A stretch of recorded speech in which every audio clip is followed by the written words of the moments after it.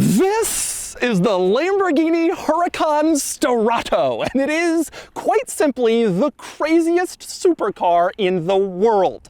That's because this is a V10-powered mid-engine 600 horsepower Lamborghini supercar that's also an off-roader. Yes, that's right, even Lamborghini is capitalizing on the off-roading trend by creating a factory-built off-road version of its Huracan supercar. Today I'm going to review the Huracan Sterrato and show you all of its quirks and features. Before I get started, be sure to check out Cars and Bids, which is my enthusiast car auction website for cool cars from the modern era with free listings. You can list your cool car for free and auction it on Cars and Bids. And you should, because we've had some great sales lately, like this Alfa Romeo 4C brought $35,000. This fantastic Aston Martin DB9 sold for just over $45,000. And this wonderful Audi RS5 Sportback in cool green sold for $60,000. If you're looking to buy or sell a cool enthusiast car from the modern era, Cars and Bids is the place to do it. With daily auctions, great selection, and free listings, check it out at carsandbids.com. All right, I'm going to start the quirks and features of the Huracan Sterrato with, well, the most obvious quirk. This is a lifted off-road Lamborghini Huracan. I could stop the video right there. That is a bigger quirk than anything I'm going to be able to show you. The fact that they turned the Huracan supercar, a low-slung mid-engine exotic, into an off-roader. Absolutely mental, and yet they've done it, and it is so cool. So let me talk you through the changes Lamborghini made to the standard Huracan in order to create this car. Starting with the answer to your biggest question, yes, it is lifted. This car is about 1 3/4 inches higher than a standard Huracan. Now, that doesn't sound like a huge number, but a regular Huracan is only 5 inches off the ground. So this car is 35% higher than a standard Huracan with a ground clearance of about 6.8 inches. Now, that is a big number for an exotic supercar. But it's not that big of a number in the grand scheme. For instance, a Toyota RAV4 has over 8 inches of ground clearance. This comes in at 6.8, so it's not even at crossover ride height, but it does have more ground clearance than a regular car. For instance, a Mercedes C-Class has about 6.1 inches, so this at 6.8 is a little higher off the ground than a standard normal sedan. Now, in addition to the lifted ride height for better ground clearance, approach angle, departure angle, I'm talking about that stuff with a Lamborghini Huracan. In addition to that, this car has also been widened. Lamborghini says about 1 inch wider front and rear, so it has a wider track than the standard car. And the main reason they did that is not for high-speed stability. Instead, it's to allow for all-terrain tires. This car comes with specially made Bridgestone all-terrain tires that are fatter than what you get on a standard Huracan to spread out the contact patch so this thing can drift and rally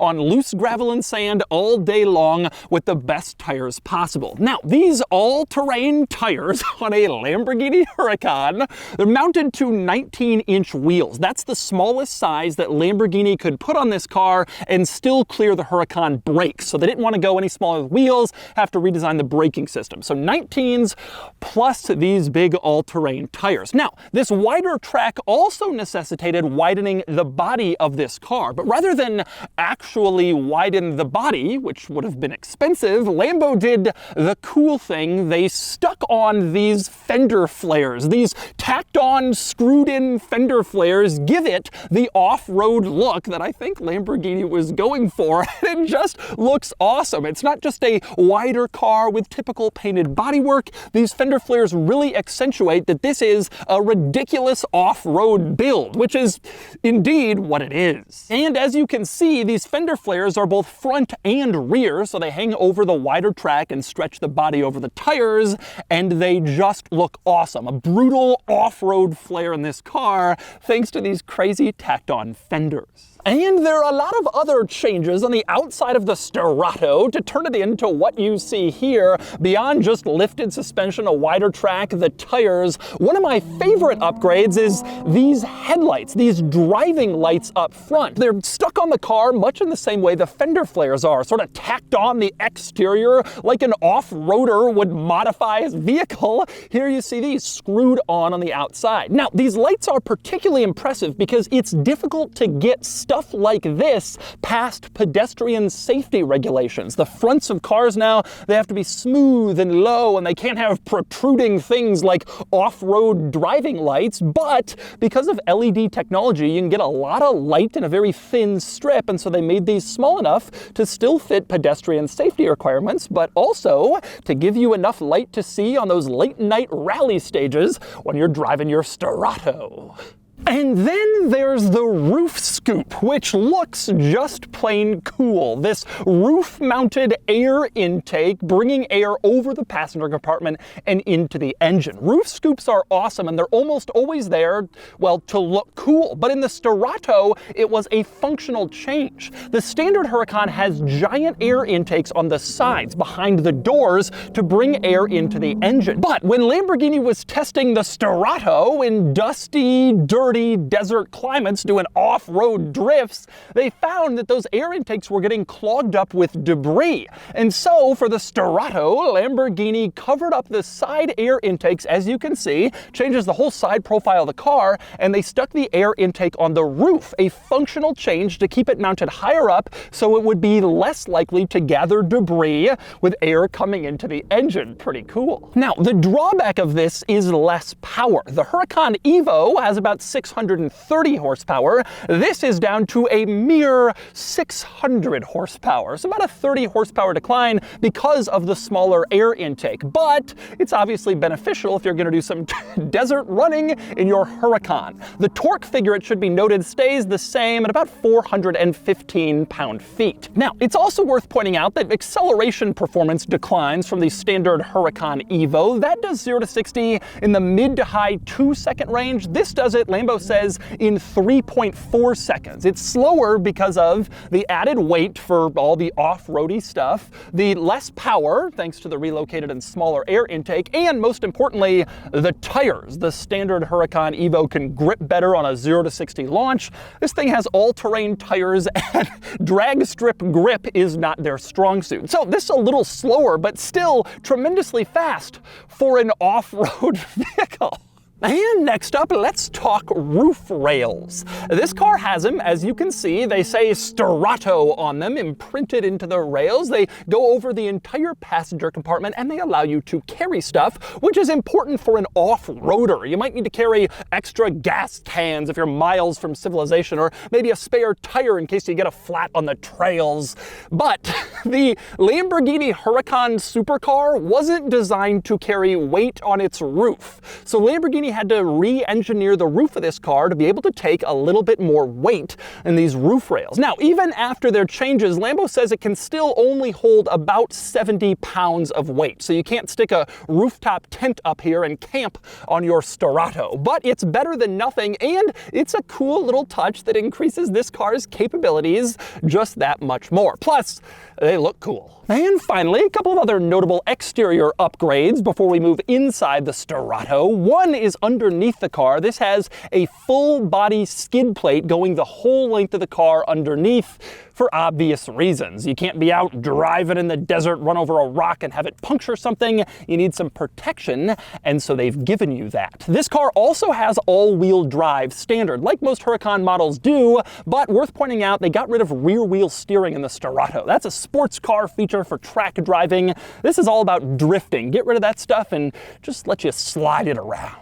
And next we move inside the Sterrato to talk over changes in here compared to the standard Huracan, starting with the drive modes. This car has a new one. It's called Rally, which is an off-road mode that you go to it and it relaxes the stability control. It doesn't turn it all the way off, but it relaxes it so that you can drift around on loose sand, mud, gravel, whatever. Now, I've already driven this car with that mode on, and I gotta say, it works pretty well. There's still a lot of stability control intervention, but not not crazy nanny state stability control, just enough so you don't do something really, really stupid, which you probably would do otherwise. Now, in the infotainment system, one change compared to the standard Huracan, there's now some off-road information. Specifically, you get an inclinometer that shows the car's pitch and roll. So it's like angle of inclination forward or backwards and side to side, which is the kind of thing you'd expect on a Ford Raptor. Well, here it is in the Huracan Sterrato. You also have your exact GPS coordinates down to the minute and second,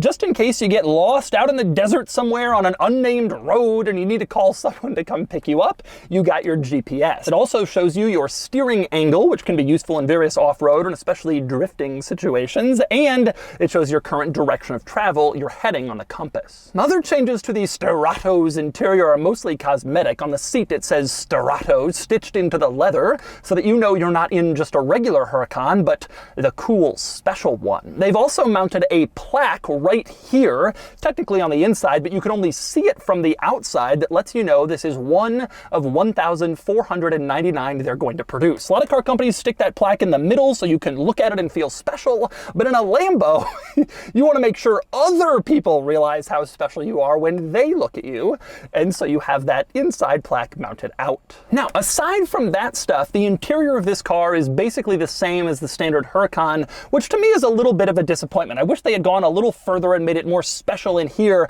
after all the major changes they made to the exterior and the mechanicals of this car, just so you know you're driving something a little more special when you're sitting in it. But I'll go through some of the more interesting Huracan quirks anyways, starting with the start-stop button, which you access by flipping up this red panel, and then there's your start-stop button, and you can push it and start the car. In case you don't want to flip up the panel every single time you get in, you can also stick your finger through a hole in the panel and then just start it up, and that way you don't have to go through the laborious process of lifting it. Now, the other interesting thing here in the center console is the reverse lever. To get it into reverse, you pull up on this lever, and that's reverse. I guess they want to make sure you really want to go into reverse. You can also see P here for park and M for manual. D for drive is nowhere to be found. You push the right shift paddle in order to get into drive in a Huracan. Now, speaking of the shift paddles, like in other Huracans, they are huge, big, bulky affairs you'll always be able to hit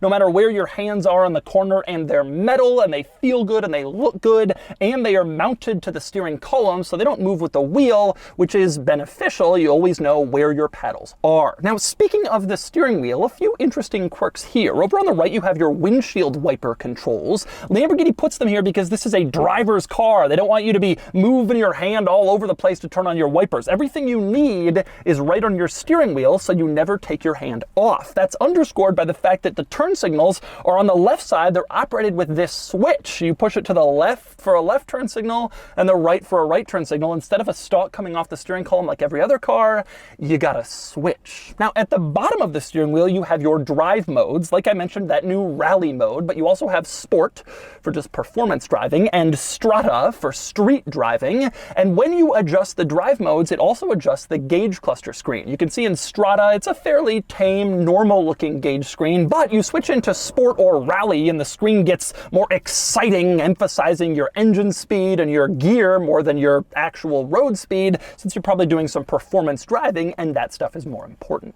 Now, as for the infotainment system in this car, it's vertically mounted here in the center, a touchscreen, and it's fine, but it's really starting to show its age, as is the Huracan in general. This car's been on sale for 10 years now, and they've updated this infotainment system over the years, but it's still not exactly modern. For instance, you go into reverse, the backup camera shows up in the gauge cluster, and the quality just isn't really all that good. As you can see, the screen image just isn't that crisp. But there's more than that. The home screen in this system is a hodgepodge collection of apps, and frankly, it's kind of busy. There's a lot on the screen right here. Instead of most cars now have a home screen that shows like your radio and your navigation. It'd be nice to have that here, but you don't. You can also see there's a lot of lag in this system. You press something and you gotta wait a little bit for it to do something. And that's more lag than you get in most modern cars that have more instantly responsive screens. But then again, who really cares about the infotainment system in a Huracan Sterrato? Not you, if you're one of the lucky few who gets one of these. Lambo says, like I mentioned earlier, they're making only 1,499 of these for the entire planet. So they're won't be many of them out there. That's Carrera GT F40 numbers for this car, and the starting price is hefty, around $290,000 to start. That's before options. Figure sticker prices in the $320 to $350 range, equipped with normal options when these go on sale. And by the way, that should be soon. Lamborghini says production of the Sterrato has already started, so you should be seeing them on your local rally stages and forest roads pretty soon. And finally, onto the front and rear opening compartments in this car. Starting up front with the trunk, you open it up the same as in any other Huracan. There's a button in the car, or press a button on the key fob, it pops open, and then you have a fairly traditional trunk in here. It's not exactly huge, but it does exist. There's some storage space, which of course will be handy if you do ever want to take this into the wilderness. Now in back, you have a naturally aspirated V10, just like other Huracan models. Lambo probably won't be doing that for too much longer, but it's here and you can see most of it. It's a little bit obscured by the air intake coming in over the roof, but since that was functional, we'll give it a pass. A big V10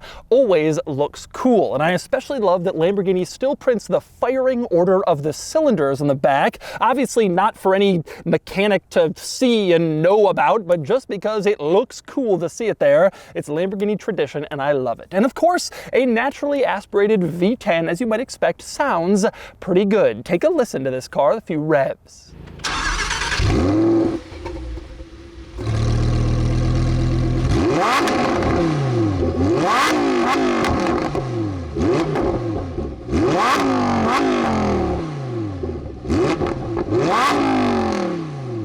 All right, driving the Huracan Sterrato. I'm sorry I am just drenched in sweat. I'm out here at Chuckwalla Raceway in the Southern California desert. It is 103.1 degrees. It's pretty hot out here. So I'm gonna do this driving portion in two parts. I'm gonna drive the car on the road a little bit and tell you how it drives there. But earlier I drove it off-road, drifted it around in loose sand for like 20-30 minutes, and it was incredible, and I'll get to that in a second, and I'll show you what that looked like. But for now, let me tell you what it's like on the road. So I have long said that the Huracan has probably the most precise steering of any exotic sports car. When it came out in 2014, it steered and handled and felt just sharper than anything else on the market. And surprisingly, the switch to the off-roader version doesn't diminish that as much as I was expecting. I drove this car on a racetrack, or a paved racetrack earlier, and it was fantastic. It still is a great steering and handling car, but you do notice the difference. I've driven a lot of Huracans over the years. And this car, I mean, it's on all-terrain tires, and it's lifted up. Like, it doesn't quite have the same level of just sheer immediacy as the standard car, but the good thing is the standard car came at this from such an incredible angle already that this car doesn't feel really that diminished by comparison. So you gain some fairly significant off-road capability, and you don't lose that much in terms of steering and handling. It's a worthy trade. This car has so much more like laugh factor while still being pretty sharp. Now, as for acceleration,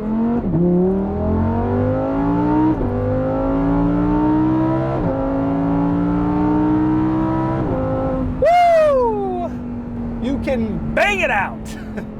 It does feel slower than other Huracans, there's no doubt about that too, but it's incredibly fast. 0 to 60 in the mid 3-second range, come on! Now, one thing I didn't think about in this car, but of course it's true, the ride quality in this is way better than in a standard Huracan. There's more suspension travel, that's another upgrade to this car compared to the regular one, and there's just less wheel, more sidewall, it's way more comfortable in here. This feels like a far more drivable Huracan. This actually feels like nice and almost luxurious, which is an interesting side effect of this car going off-roady. So let's talk about me driving this off the pavement. Lamborghini set up an off-road race course here at Chuckwalla Speedway for me to drive this car, and it was unreal. I'm drifting around at high speed in a Huracan on like soft sand and mud. And I got a co-driver sitting next to me, and he's sitting there, and basically the only thing he's saying is, more throttle, more throttle, more throttle. I'm thinking, I can't give it any more throttle. I'm drifting a Huracan off-road. But it was so much fun. And I gotta say, as an adult, there are so few times when you get to experience like the kind of pure joy you had as a kid doing something new. And I have a 2-year-old boy, and when I blow bubbles for him, it's that level of joy. And I just couldn't help but think as I was sitting there drifting around, this feels like that. Now, the car is tremendously capable off the pavement. Again, I wouldn't call it high ground clearance. You're not doing like trails with this. And I have a suspicion Lamborghini prepped this surface and got rid of any rocks and debris beforehand, because obviously that could mess up the car. And that's not something you're gonna be able to do in the real world. But you still can take the Sterrato somewhat off-road if you want and do some sliding around. You just don't wanna do it in any rocky areas. You wanna stick to like very small pebble gravel or things like that, and of course get the car wrapped. But once you do, you really can drift it incredibly, incredibly easy. Very easy to get the tail out when you're in rally mode. You do feel stability control cutting in a little bit more than I would like, actually. But most of the time, it let me do what I wanted. It let me slide around. Of course, you could take off stability control. Lamborghini didn't let us. I'm happy to take the trade-offs for this Huracan on the pavement for the sheer ridiculousness of the way it looks and the way it feels off the pavement and driving. It was so much fun driving this car on loose gravel. And truthfully, this went a lot faster than I was expecting it to off the pavement. I thought they'd tell us to be careful, not really push it too hard, but I was sliding it around 60, 70 miles an hour, fourth gear, like going up fourth gear, no problems, just going hard in this car. Overall, a lot of people are asking me, hey, would you take the 911 Dakar or this? Haven't driven the Dakar yet, but from everything I see, this is the car. This is a true exotic, crazy thing. The 911 is crazy too, but this is just on a totally different level, being that it's based on a Lamborghini and then it has a V10. And I have a suspicion that this car is gonna kind of be viewed as a special sports car in the car enthusiast collector world in the next 10, 20, 30 years as it ages. It's one of the last gasps of the V10 Lamborghini. It's ridiculous, and even if they do another Sterrato, it's probably going to be a plug-in hybrid type thing. It won't be quite as special as this, and it's just so absurd and so limited production. Only 1,500 units they claim for the entire world. And I really, truly love it, probably more than any other exotic car on sale today. It's just so ridiculous. And so that's the Lamborghini Huracan Sterrato. I've been saying for many years in many videos that more automakers need to get in on the off-road trend, given the popularity of the Ford Raptor and the new Bronco and the Mercedes G-Wagon and so many others. I'm thrilled Lamborghini has decided to finally join the party, but I never thought it would happen like this. Anyway, now it's time to give the Huracan Sterrato a DougScore. And the DougScore is here, 72 out of 100, which places the Sterrato here against rivals. Yes, at the very freaking top. The simple truth is the Sterrato is more fun than any other car in this segment. It's fast, it handles well, blah, blah, blah, but you can also slide it around corners off-road. How cool is that? I know there's some hate for this car, and I think that only ensures this will be tremendously desirable in the future. Stuff that's controversial is usually the most sought after as the years go on. This is certainly controversial, but it's also an absolute blast, and I truly love it.